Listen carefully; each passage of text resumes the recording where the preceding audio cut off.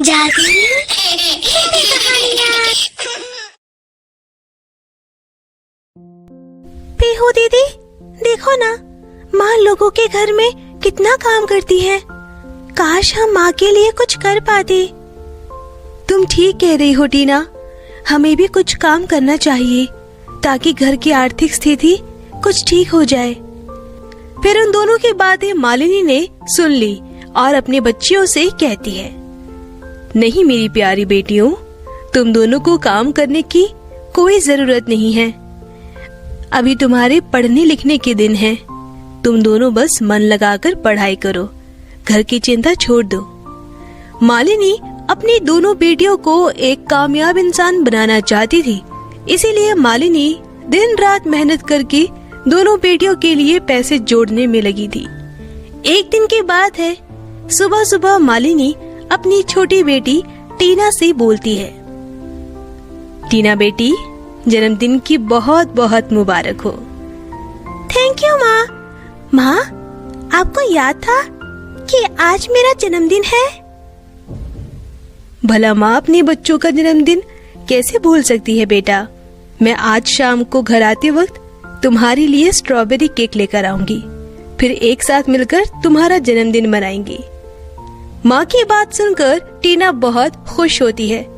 शाम को घर आते वक्त मालिनी केक लेने शहर की ओर जाने लगी। उनके गांव से शहर जाने का रास्ता एक जंगल से होकर गुजरता था। मालिनी जब जंगल से गुजर रही थी, तभी मालिनी को कुछ शोर सुनाई दिया। आगे जाकर मालिनी देखती है, एक भयानक चुड़ैल और परी के बीच में लड़ाई हो रही थी। ये देखकर मालिनी कहती है, चुड़ैल तो बहुत खतरनाक है, मुझे कैसे भी करके परी की मदद करनी होगी। फिर मालिनी चुपके से चुड़ैल के पीछे गई और सही मौका पाकर एक बड़ा सा पत्थर चुड़ैल के सर पर दे मारा और चुड़ैल जमीन पर गिर गई। उसे मालिनी पर बहुत गुस्सा आता है। तेरी इतनी हिम्मत, तूने मुझ पर हमला किया, मैं तुझे नहीं छोड़ूंगी।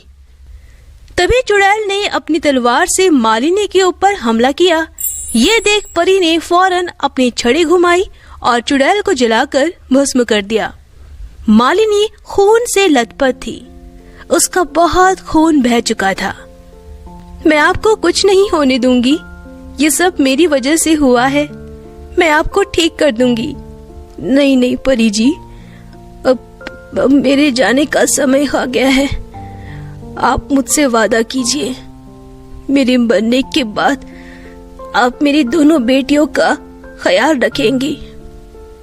मैं आपसे वादा करती हूँ, मैं आपकी दोनों बेटियों की देखभाल करूंगी, उन्हें कभी किसी चीज की दिक्कत नहीं होने दूंगी। परी की बात सुनते ही मालिनी ने अपना दम तोड़ दिया। ये देखकर परी जोर जोर से रोने लगी। फिर परी टीना और पीहू के पास जाती है। परी को वहाँ देखकर दोनों बहनें चौंक जाती है। आप कौन है और हमारे घर किस लिए आई है? मैं एक परी हूँ, मुझे तुम्हारी माँ ने यहाँ भेजा है, मुझे माफ कर दो। आप हमसे माफी क्यों मांग रही है? माँ कहाँ है? वो अभी तक क्यों नहीं आई? वो तो मेरे जन्मदिन का केक लेने गई थी। तभी परी ने उन दोनों को सारी बात बता दी। ये सुनकर दोनों बहनें फूट फूट कर रोने लगी। तभी पीहू परी से बोलती है, हम दोनों अनाथ हो गए, अब हम कैसे रहेंगे? हमारा इस दुनिया में कोई नहीं है। माँ हमें छोड़कर क्यों गई? कितने खुश थे हम तीनों। मेरी वजह से, सब मेरी वजह से हुआ है। आज से मैं तुम्हारी जिम्मेदारी लेती हूँ। आज से मैं तुम दोनों की हर जरूरतों को पूरा करूंगी। फिर परी उन दोनों को जंगल में एक गुप्त जगह पर ले गई। वो जगह बहुत खूबसूरत थी। वहाँ एक खूबसूरत विशाल पेड़ था। फिर परी ने अपनी छड़ी से एक विशाल केक का घर प्रकट किया। पेड़ पर इतना बड़ा केक का घर देखकर दोनों बहनें हैरान रह गई।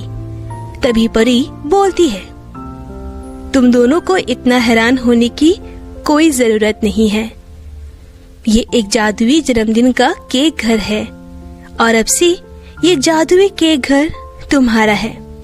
अब से जो भी तुम इस केक घर से मांगोगी, ये केक घर तुम्हारी हर इच्छा पूरी करेगा। तुम्हें किसी चीज की कोई कमी नहीं होगी।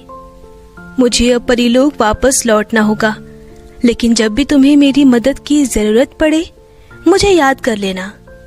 इतना कहकर परी वहाँ से चली जाती है। तब टीना अपनी माँ को याद करते हुए रोने लगी। काश माँ जन्मदिन का केक लेने नहीं जाती तो आज माँ हमारे पास होती दीदी। तभी उस जादुई जन्मदिन केक घर से आवाज आती है। टीना बेटी, रो मत। आज तुम्हारा जन्मदिन है ना। जन्मदिन के दिन इतना नहीं रोती। चुप हो जाओ। तुम्हारी माँ तुम्हें इस तरह रोते हुए देखेगी तो उनकी आत्मा को बहुत दुख होगा। उस दिन से जब भी दोनों को किसी भी चीज की जरूरत होती, जादुई के घर से मांग लिया करती थी। उनके पास अब किसी भी चीज की कोई कमी नहीं हुई। एक दिन टीना अपनी बहन से कहती है, दीदी अब तो हमारे पास सब कुछ है, लेकिन मैं सोच रही थी कि हमारे जैसे कितने लोग गरीब हैं। हमें गांव वालों की मदद करनी चाहिए ताकि उनकी जिंदगी भी खुशियों से भर जाए। हाँ, तुम बिल्कुल सही कह रही हो टीना। हमें गांव वालों को इस जादुई केक घर के बारे में बता देना चाहिए। ये सोचकर दोनों बहनों ने गांव वालों को उस जादुई केक घर के बारे में बता दिया। उस दिन से गांव वाले जादुई केक घर के पास जाकर अपनी समस्या बताने लगे और जादुई केक घर उन गांव वालों की मदद करने लगा। धीरे धीरे गांव वाले जादुई केक घर की तारीफ करने लगे। इस वजह से जादुई केक घर में बहुत घमंड आ गया। परी ने मुझे इन दोनों बहनों की मदद करने के लिए भेजा था, लेकिन सभी गांव वाले दिन रात बस मेरे आसपास ही घूमते रहते हैं। मुझे कुछ ऐसा करना होगा कि गांव वाले मेरे पास आने की हिम्मत ना करें। उस दिन से जब भी गांव वाले जादुई केक घर के पास मदद मांगने जाते हैं, जादुई केक उन पर अत्याचार करने लगता है। वो कभी किसी को दूर फेंक देता है, कभी किसी को उल्टा लटका देता है, तो कभी किसी को बिजली का झटका देता है। कुछ दिनों तक ऐसा ही चलता रहा। फिर सभी गांव वाले परेशान हो गए और उन दोनों बहनों के पास जाकर कहने लगे, बेटी, जादुई केक घर हम पर अत्याचार करता है, हमारी मदद भी नहीं करता, हमें उससे बचाओ। ये सुनकर दोनों बहनें चिंतित हो गई। फिर परी को पुकारने लगी। पलक झपकते ही परी उनके सामने प्रकट हो गई और परी को सब कुछ बता देती है। उसने बहुत गलत किया।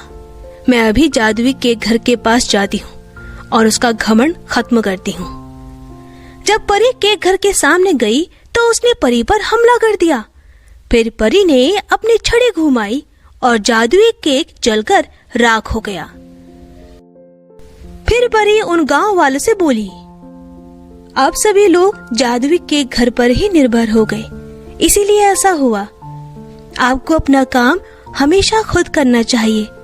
अब से कोई मुश्किल आए तो मुझे याद कर लेना। उस दिन से गांव वाले अपना काम खुद ही करने लगे। तो दोस्तों, अगर आपको हमारी कहानी पसंद आई हो तो इसे लाइक करना और शेयर करना और हमारे चैनल को सब्सक्राइब करना मत भूलना।